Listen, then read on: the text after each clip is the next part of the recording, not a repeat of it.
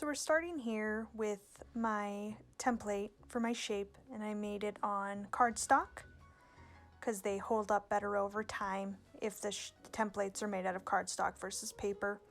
And I always say to save your templates because you never know when you're going to need them again. And in this case, I've used this shape quite a number of times. I modified it slightly for this particular project, but it's really close to other pasties I've made.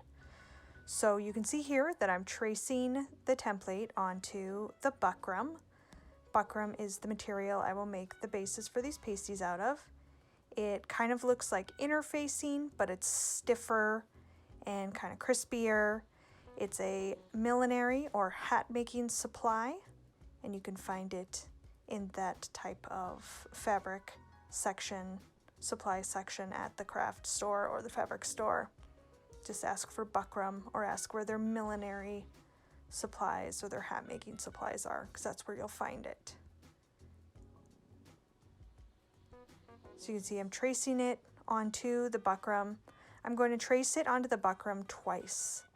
And then for each of those tracings, I'm going to glue 2 more layers of buckram for a total of 3 layers per pasty. So you'll see in a moment where I will trace it twice and then cut it out of the buckram once I glue it onto the other 2 layers.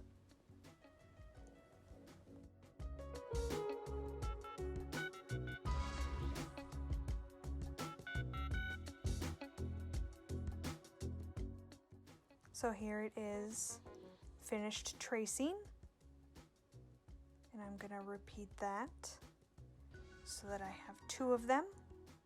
And then I will take those 2 outlines and glue them onto 2 more layers of buckram. You can see that I'm doing that here, getting the layers in place so that it's a total of 3 layers of buckram per pasty to make it nice and thick, more durable.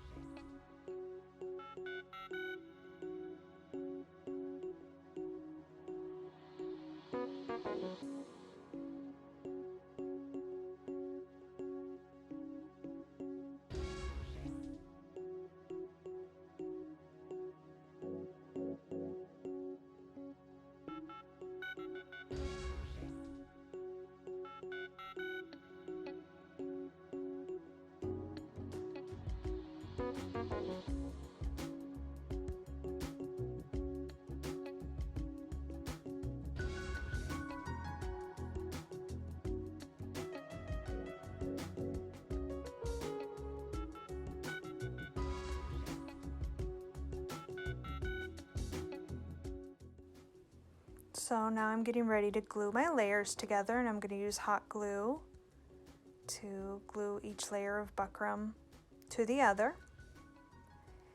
And so I paint on as much glue as I think I can get secured down before it sets up too much. And then I'm just rolling the layers together with, it's like a clay rolling pin that came with a pack of Fimo that I bought. And you could use any kind of rolling pin or even your hands, but it's a little risky to use your hands because the glue is very hot, so I tend to use a tool to roll it out with. A clay rolling pin works great, plastic rolling pin. And then just keep applying more glue and rolling it out. And I'm doing this on top of a silicone baking mat. I use those all the time. I buy them at the dollar store. They're very affordable. You can mess them up and throw them away and not wreck your table as much. My table's pretty wrecked already, but I try to minimize that, especially when I'm working with hot glue, because it just gets everywhere and onto everything. If you need to remove hot glue from something, rubbing alcohol is great for that. So sometimes I do like squirt even hand sanitizer onto my baking mats to clean them off if they get too much glue on them, and I still think I could salvage them. So you can see here nice and sped up that I'm just continuing to repeat those steps until I have 3 layers glued together. So you can see, and it's nice, it gets nice and thick. And then I cut it out.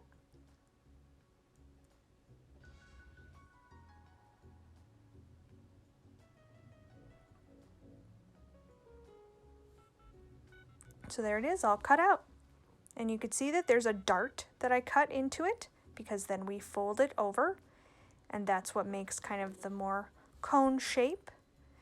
And you can choose exactly how steep of a cone that you want, which is nice, because some chests are more pointy and some chests are more flat.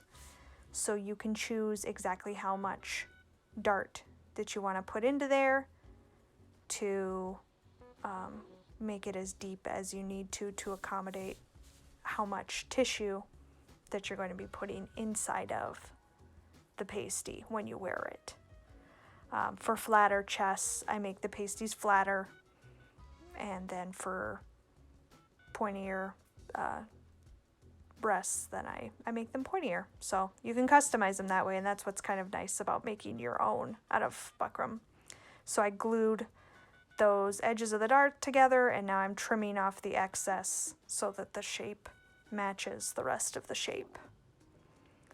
And then you could take any kind of pointy object, the end of a pair of scissors works really great in this case, and I'm making a hole in the center of that point because I'm going to be installing hardware inside of that pasty for a tassel to hang from. And then what you do for one side, you do for the other. So repeating all the steps, and now I have 2 pasties ready to go.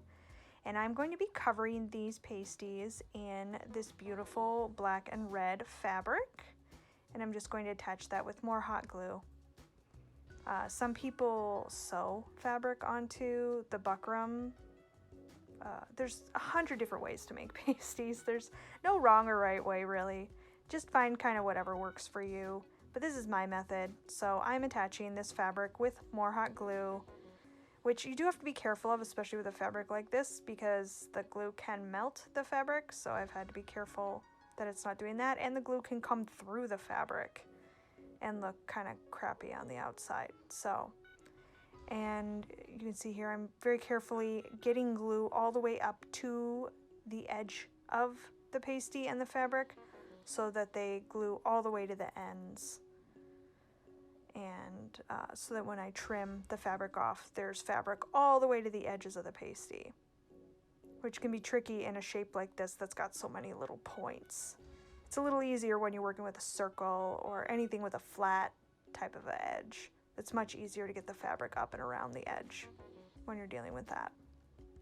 You can also not cover pasties in fabric. You can color them with fabric marker or paint, and then apply your rhinestones or whatever right over the top of that. And then I'm just trimming the edges of the fabric off here. So then you've got a pasty covered in fabric that we're going to decorate. Now there's 2 of them. All right, now I'm going to install the hardware. These are little, they're like the fishing lure spinners. They work great for attaching a tassel to, and I just put them through, so there's one side on the inside and that nice side on the outside where the tassel's gonna hang and spin nice and freely. And I made those holes nice and big enough for them to go through, and then to secure that hardware in place, you guessed it, more hot glue. I'm gonna do 3 pumps for this pasty of hot glue in each side. So you can see they are all done with their hardware in them, and now I have rhinestoned the edge of these pasties with jet or black rhinestones to kind of define them. And now I'm going to rhinestone the spiderweb pattern. So the first thing I'm doing is placing a glue dot inside of every one of the bigger points on the pasty. And then from the middle of the pasty, right where the hardware is, I'm going to draw a line out to each point. And then I'll be connecting those points to make the spider web. You'll see it happen here. It happens pretty easily. Drawing kind of a cartoony spider web is pretty easy once you just know the steps to it. I think I first learned how to draw a spider web like this when I was making my Lydia from the Beetlejuice animated series costume as a kid, and I was drawing the spider web onto my red kind of caftan poncho piece of the costume, and I learned how to make spider webs that day.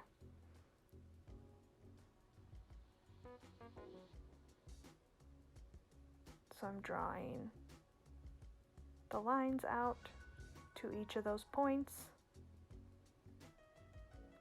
and that's going to be a line of rhinestones. And I'm using SS20 crystal rhinestones here. 20s are on the bigger side, so it'll read really nicely. Again, choosing stone size for projects, it's your choice. It's kind of up to you as the artist. When I'm rhinestoning a design onto pasties, I do have to keep in mind what will fit on the pasty depending on the size of the pasty and what will read from stage. So I'm using the 20s for the main outline of the spider web. And then I'm just going to get smaller and smaller as I work my way inside with the webbing. You can see there, that's what it looks like. Kind of looks more like a snowflake than a spider web right now, but it's about to start looking a lot more like a spider web, because I'm going to start making these little lines in between each of the points. So now you can kind of see the spider web starting to happen. And then I'm going to fill those spaces in, follow those lines with more of the SS20 stones.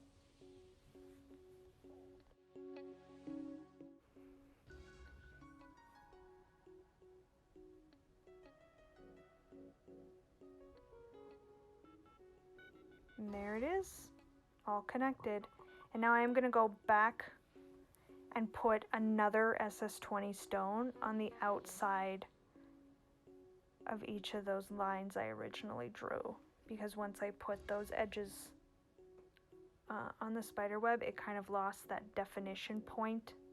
So I want to extend it just one stone more on each of those points there. When I started making them, I didn't anticipate having to do that, but once I did, I realized that I needed to go back and put those little points on it. See what a difference that made? One stone on the outside, and that made such a big difference. So now I'm just going to keep repeating the pattern. I'm going to draw some more of those lines on. Going in, I'm going to do 2 more repetitions of the lines around the whole spider web, and they're just going to get smaller and smaller as they go in. Right now I'm going to be using an SS12 stone as the next size in on the spider web, and then when I get to the very center of the spider web, closest to the center I should say, it's going to be SS8 I think stones, which are pretty small as the inside. But that's going to give that nice, you know how spider webs, like, they're bigger, stronger lines on the outside, and then they get finer as they go inside. So that's what I'm trying to accomplish here.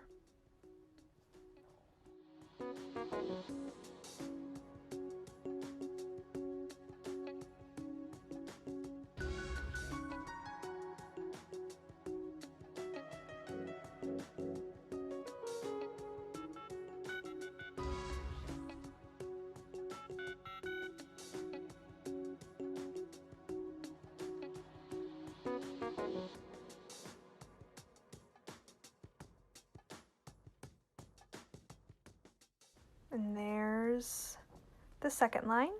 So So you can see that difference in size from the outside ones. It just creates that dimension that I'm looking for.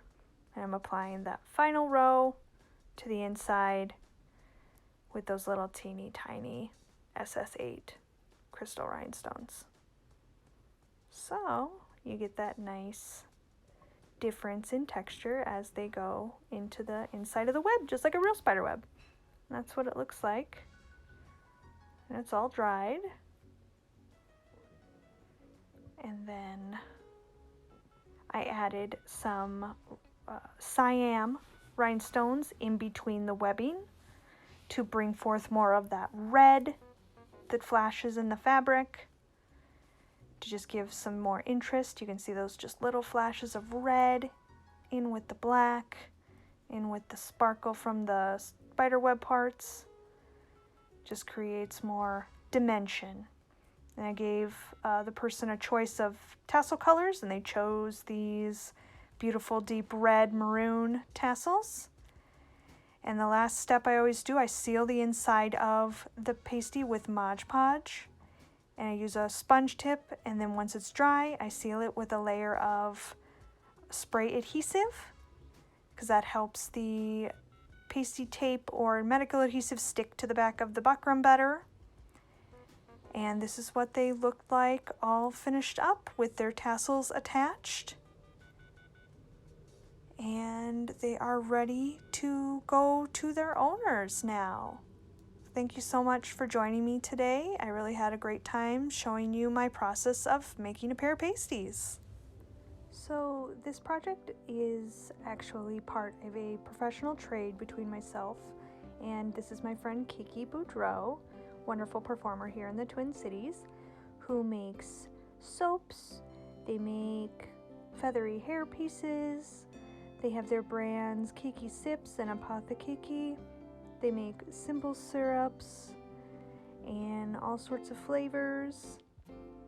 And you'll actually be able to see a video later this month of a complete review of several of her products that I am receiving in trade for these pasties. So stay tuned for a review on all of Keke's wonderful brands.